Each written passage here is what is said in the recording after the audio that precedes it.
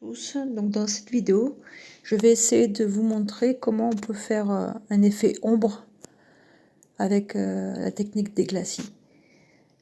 Cette fois-ci, je n'utiliserai pas d'oxyde, ce qui est d'habitude beaucoup plus approprié pour la technique des glacis. Là, cette fois-ci, je vais m'amuser avec un violet qui est fait avec un bleu de Prusse et un rouge. Vous aurez en commentaire les liens pour tout ce que je vais vous parler, que ce soit mes adresses ou autres. En commentaire, vous aurez tout. Donc là, il y a du rouge. Alors, il est rouge, mais il s'appelle Rose Bonbon Fluo. Vous verrez sur Couleur Rare. Donc là, on va poser notre glacis. Donc le glacis, c'est médium avec de la peinture à l'huile. Très dilué. On a l'impression que ça a un effet un peu yaourt.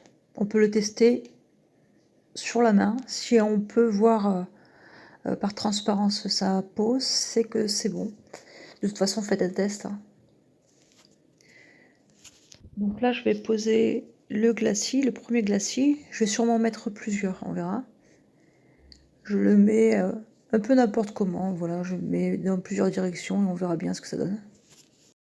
Alors maintenant, je vais m'attaquer à la partie inférieure, donc au niveau du chemin essentiellement. Pour ça, j'ai pris d'abord une couleur orangée. Donc là, je travaille avec un oxyde de fer. Je viens tapoter un petit peu avec un sopalin pour enlever l'excédent, parce qu'il y en avait un peu trop en fait, c'était un peu trop rouge. Voilà. Donc je vais faire des va-et-vient entre poser, enlever, voilà. C'est ça les glacis, hein. On s'amuse, on ajoute des couleurs, et puis après on en enlève un petit peu, voilà.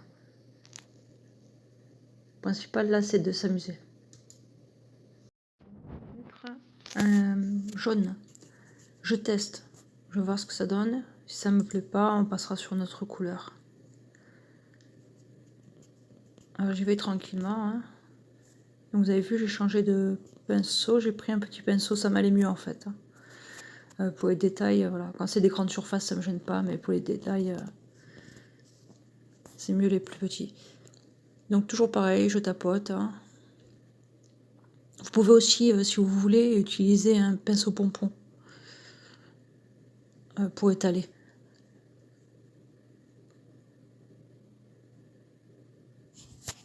Finalement, je suis repartie sur une couleur un peu plus claire.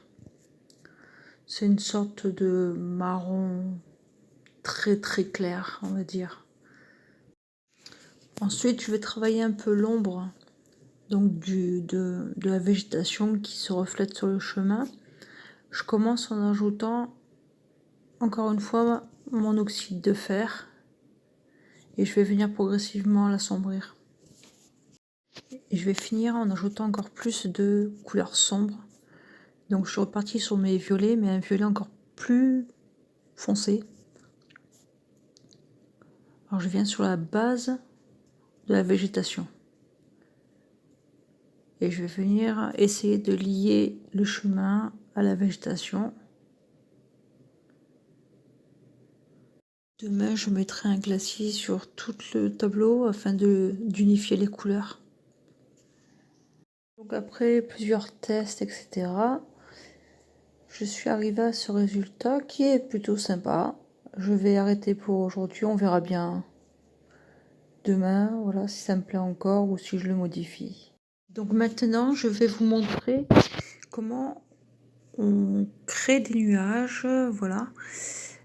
J'avais déjà commencé bien sûr à faire le nuage, mais j'aimerais vous montrer comment je procède et comment j'arrive à lisser avec le couteau, sans utiliser de pinceau bien sûr, les nuages pour leur donner un effet de mouvement et en même temps quelque chose de très lisse. Même si je travaille au couteau, parfois j'aime bien voilà, cet effet très lisse.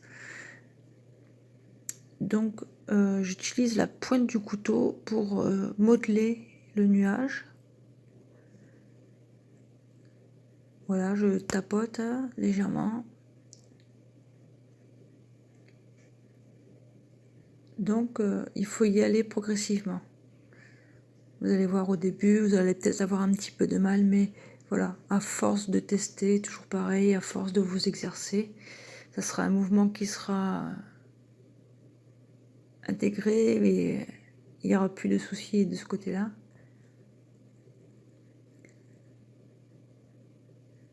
Donc je dépose du blanc pur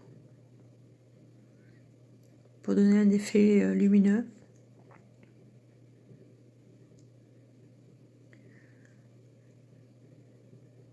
Il suffit de tapoter, hein. Vous voyez, je tapote. Il faut être très délicat, il ne faut pas forcer.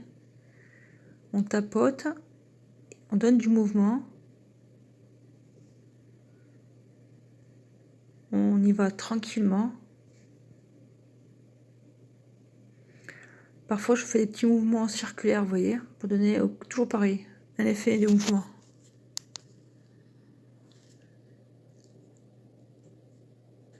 Donc il faut ajuster, hein, c'est suivant le nuage que vous voulez créer, etc. Utilisez la pointe du couteau, ce qui me permettra aussi de laisser des zones beaucoup plus lumineuses aussi. Donc je tapote toujours pareil, hein, donc on n'exerce pas de pression, hein. On y va tranquillement, doucement.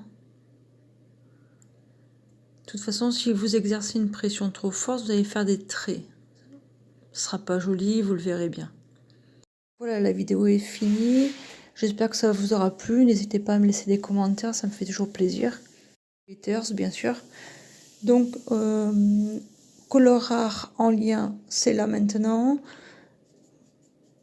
N'hésitez pas à commander. Il y a des super promotions en ce moment. Pour mes livres, donc le 1, c'est peindre au couteau avec Céline pour apprendre à peindre au couteau.